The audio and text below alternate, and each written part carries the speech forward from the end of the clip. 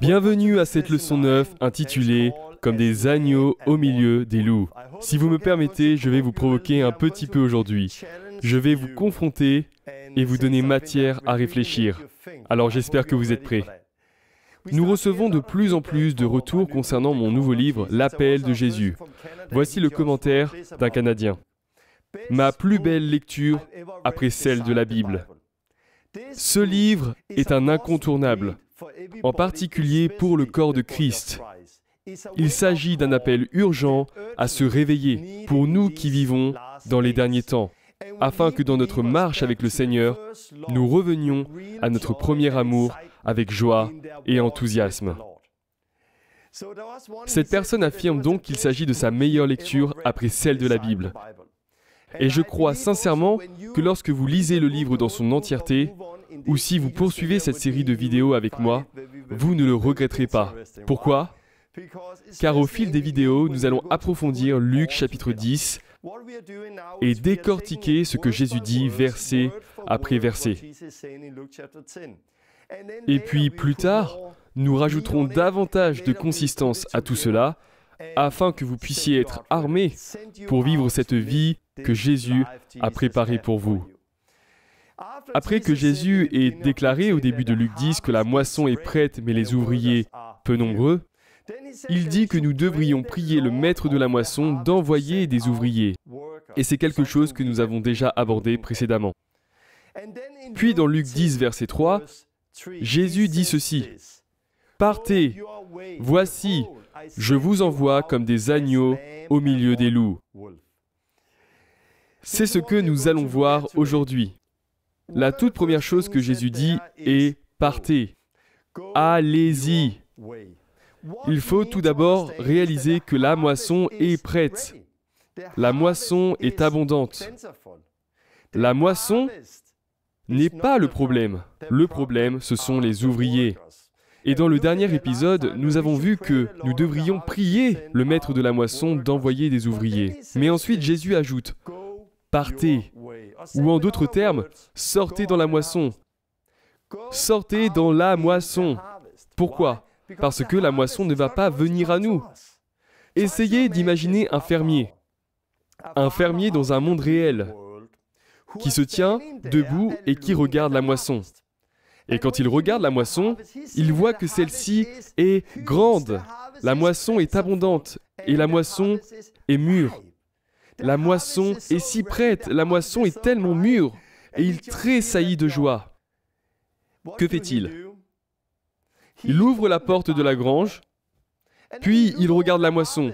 Et alors ce fermier se met à dire « Moisson, allez, entre dans la grange !» Et puis, il regarde la moisson et il remarque quelque chose d'étonnant. Il voit que la moisson ne rentre pas dans la grange. Alors il commence à réfléchir. Qu'est-ce qui ne va pas avec la moisson ? Peut-être que la moisson ne m'entend pas. Peut-être dois-je crier un peu plus fort. « Moisson, moisson, entre, je t'en prie. Moisson, la grange est prête pour toi. Entre, moisson. » Et il crie de plus en plus fort. Mais malgré tout, la moisson ne rentre pas. Il se met alors à se demander ce qui ne va pas avec cette moisson. Pourquoi la moisson ne veut pas venir dans la grange ? Et puis il regarde la grange et se dit en lui-même « Oh, maintenant je sais, la grange est sale. La moisson ne voudrait pas venir dans une grange sale, voyons. » Alors il se met à réparer la grange. Il évacue toute la saleté et il pose une belle moquette sur le sol de la grange. Il installe même une machine à café dans la grange. Il la répare, met des lumières et il rend la grange si chaleureuse. Il rajoute même un son d'ambiance agréable. La grange est tellement magnifique et accueillante maintenant. Puis il ressort, regarde la moisson et dit « Moisson, entre !» Mais la moisson ne vient toujours pas. Pourquoi ? Parce que la moisson se moque que la grange soit confortable ou non. La moisson ne peut pas se lever et entrer dans la grange toute seule. La moisson n'a pas été créée pour venir dans la grange toute seule. La seule chose qu'il a réussi à faire en réparant la grange, en la rendant confortable avec de la belle musique, des lumières, un canapé et une machine à café, c'est que maintenant les ouvriers sont assis dans la grange et ne veulent même plus sortir. La seule chose que nous obtenons réellement en rénovant nos églises, c'est qu'en devenant si confortables et chaleureuses, plus personne ne souhaite les quitter. Mais vous savez, les gens qui sont dehors, la moisson, les pêcheurs, ils se moquent de la subtilité des églises. La moisson n'a pas été conçue pour se lever et entrer dans la grange. Non, les ouvriers ont été créés pour se lever et sortir dans la moisson. C'est ce que nous aurions dû faire dans les églises plutôt que de faire des églises esthétiques, en espérant que les gens viennent à nous. Nous devrions former et équiper les ouvriers à sortir. Et encore une fois, je tiens à dire que vous n'avez pas besoin de vous tenir sur une estrade en Afrique. Il vous suffit de sortir dans la moisson qui se trouve à portée de main, de trouver la personne de paix et de demeurer dans leur maison, mangeant et buvant ce qu'ils vous serviront et mettez en pratique toutes les choses que nous allons voir plus loin dans ce livre. Dans nos églises, ne faisons-nous pas exactement la même chose que le fermier? Nous consacrons beaucoup de temps, d'argent, des ressources pour rendre nos églises, nos granges, plus agréables et chaleureuses avec une belle moquette et des lumières. Nous jouons même de la musique pour créer une belle atmosphère. Nous faisons tout cela avec l'intime conviction que si l'Église est agréable et chaleureuse et la prédication pertinente, alors les gens commenceront d'eux-mêmes à venir dans l'Église pour être sauvés. Pour vous dire franchement, c'est ce que font la plupart des gens. Oui, bien sûr, vous pouvez voir quelques fruits par cet intermédiaire. Bien sûr, il y a aussi des gens aujourd'hui qui quittent une Église pour en rejoindre une autre.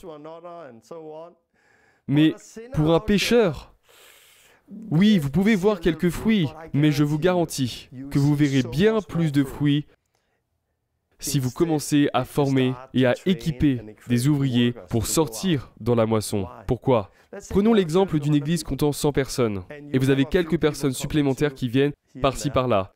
Mais combien de fois avez-vous vu une église avec 100 personnes la première année, puis 200 l'année suivante, puis 400, 800, 1600, 3200, 6400? On ne voit pas cela. Pourtant, il s'agit d'une croissance de simplement 100%, une personne menant une autre personne à Christ par an. Pourquoi? Parce que la plupart des gens de l'Église n'amènent jamais personne à Christ. Ils ne sont pas équipés pour cela, ils ne savent pas quoi faire, ils ne sortent pas pour le faire. Et c'est ce à quoi vous êtes appelés, à conduire des gens à Christ. Vous n'êtes pas appelés à vous contenter d'aller à l'Église pendant que d'autres se mettent en action. Vous êtes appelés à rassembler la moisson, à conduire les gens à Christ. On en revient à cette conclusion que la moisson n'est pas le problème. La moisson n'a jamais été le problème. Nous sommes le problème. Le problème, c'est vous et moi. Mais nous pouvons y remédier. Et pour cela, nous devons commencer par obéir à ce que Jésus nous a commandé. On va maintenant avancer et regarder ce que Jésus dit également dans Luc 10, 3. Il dit « Partez ». Puis il poursuit « Voici, je vous envoie comme des agneaux au milieu des loups. Je vous envoie comme des agneaux au milieu des loups. » Je pense que nous avons lu ce passage tellement de fois sans vraiment y réfléchir. Quoi? Quoi? Attends, quoi? Qu'est-ce que tu nous dis, Jésus? Qu'est-ce que tu entends par là, Jésus? Je vous envoie comme des agneaux au milieu des loups. Essayez d'imaginer Jésus se tenant avec un tout petit agneau. Voici une image illustrative de Jésus tenant un petit agneau dans ses bras. Un agneau est vraiment, mais alors vraiment, sans défense. Un petit bé ne peut pas faire fuir le loup. Pourtant, Jésus prend ce petit agneau et l'envoie parmi les loups. Essayez d'imaginer Jésus tenant un petit agneau, bé. Et puis il voit un loup dehors.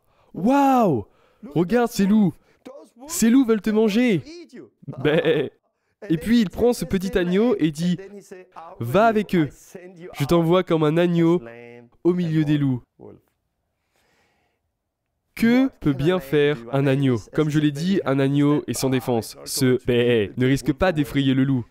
Un agneau ne peut pas se camoufler, n'est-ce pas? Il ne peut pas non plus grimper aux arbres, non. Il n'est pas très rapide non plus. Un agneau est simplement un animal sans défense. Et c'est, je pense, la raison pour laquelle Jésus a choisi cette image. L'agneau est l'un des rares animaux qui a véritablement besoin d'un berger. Les chats n'ont pas besoin d'un berger, ils sont très rapides. Les chiens n'ont pas besoin d'un berger, ils peuvent aboyer, ils ont des dents. Et les serpents n'ont pas besoin d'un berger. Les oiseaux peuvent s'envoler, ils n'ont pas besoin d'un berger. Mais un agneau a besoin d'un berger. Les moutons ont besoin d'un berger. Quel bon berger, avec un peu de bon sens, ferait la même chose que Jésus? Envoyer le tout petit agneau parmi les loups. Il n'y a qu'un seul berger qui ferait cela, qui enverrait son tendre agneau parmi les loups. Et c'est Jésus, le bon berger. Un berger qui se déplace avec l'agneau. Et c'est exactement ce qu'il fait. Il nous envoie au milieu des loups, mais il ne reste pas derrière, attendant que les loups viennent nous manger. Il a dit, partez, voici, je vous envoie comme des agneaux au milieu des loups. Et puis, il nous accompagne. Et c'est la première chose que vous expérimentez quand vous sortez dans la moisson. Vous allez vous sentir comme un petit agneau. Ben, j'ai peur. Mais quand vous partirez, vous constaterez qu'il est avec vous. Sortez parmi les loups. Vous savez, le loup peut être une image de tout ce qui cherche à nous apeurer. Pour vous dire la vérité, ça n'est pas simple dehors, ça n'est pas facile. Et il n'a jamais promis que ça serait facile. Il a déclaré que nous vivrons des persécutions. Il a prévenu que les gens parleraient mal de nous. Il a même dit que certains d'entre nous seraient battus, jetés en prison et tués. Il ne nous a pas promis que ce serait facile, mais il nous a promis qu'il serait avec nous. Aujourd'hui, dans les églises, beaucoup de ces bergers font le contraire de Jésus. Ils retiennent les agneaux loin des loups. Dès que quelqu'un est sauvé, ils réagissent comme ça. Non, non, non, rentre ici dans cette belle église. Oh, ne sors surtout pas. Et quand les gens commencent à sortir, faites très attention, il y a des loups dehors qui veulent vous dévorer. Revenez parmi nous. Et nous gardons ainsi les gens loin des loups. Mais pourtant, c'est dehors que se trouve la moisson. Et nous ne devrions pas retenir les gens loin des loups. Oui, les loups sont là, mais Jésus est là aussi. Jésus nous accompagne et nous avons besoin de l'apprendre. Revenons à la lecture de mon livre. Alors, n'ayez pas peur, faites le premier pas et vous verrez que Jésus est avec vous. Jésus nous a dit à vous et moi, partez.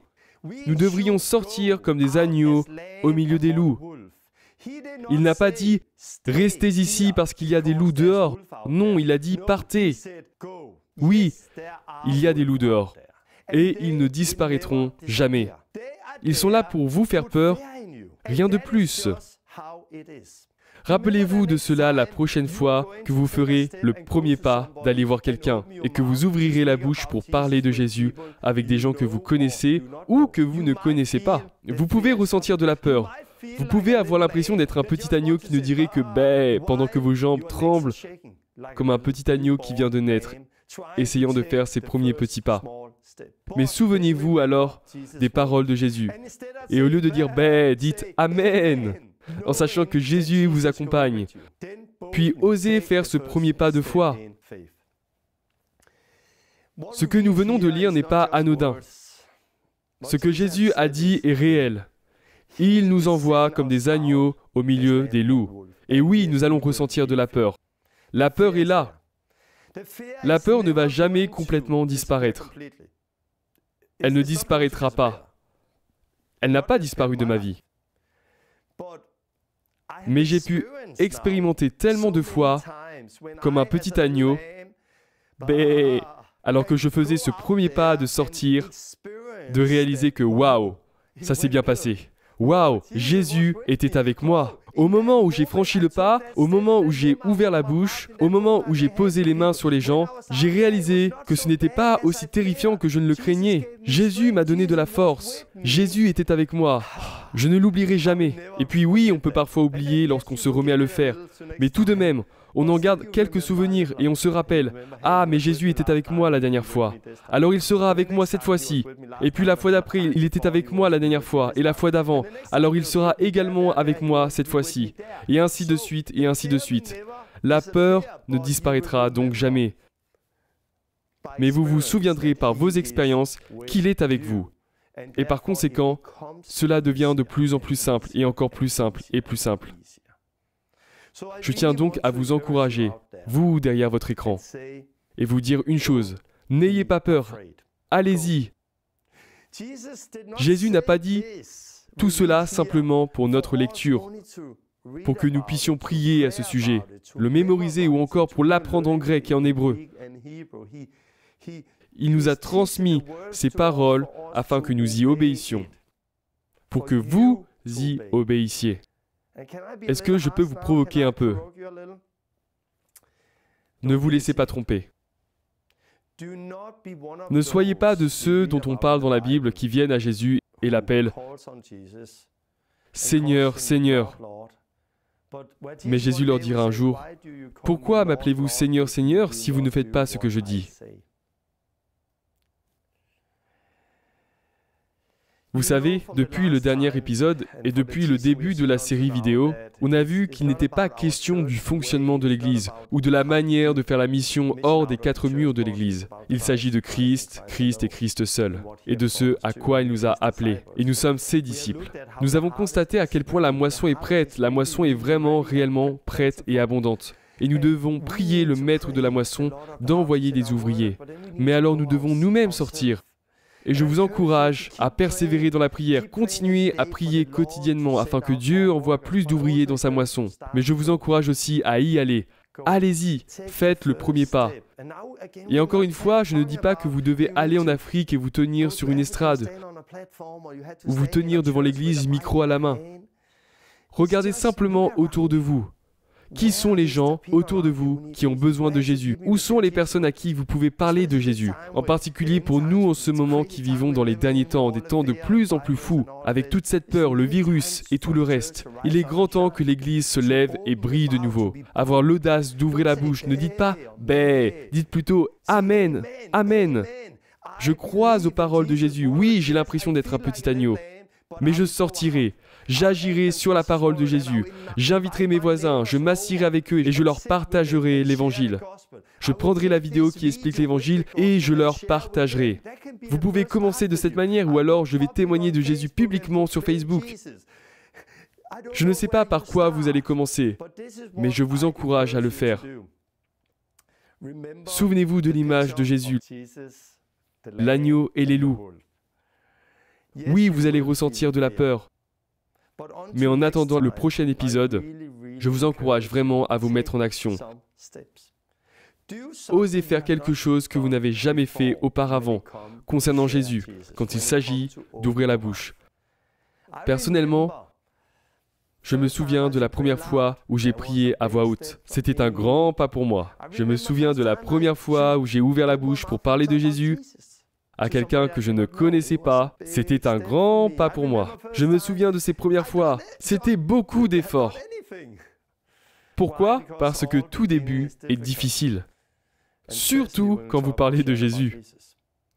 Mais j'ai aussi vu que lorsque j'ouvrais ma bouche et que je parlais de Jésus, alléluia, il était avec moi. Ça m'a encouragé et ça m'a fait grandir. Et j'ai vu de mes propres yeux ce que Jésus déclare. La moisson est réellement prête, réellement abondante. Alors d'ici la prochaine fois, continuez de prier afin que les ouvriers soient envoyés dans la moisson.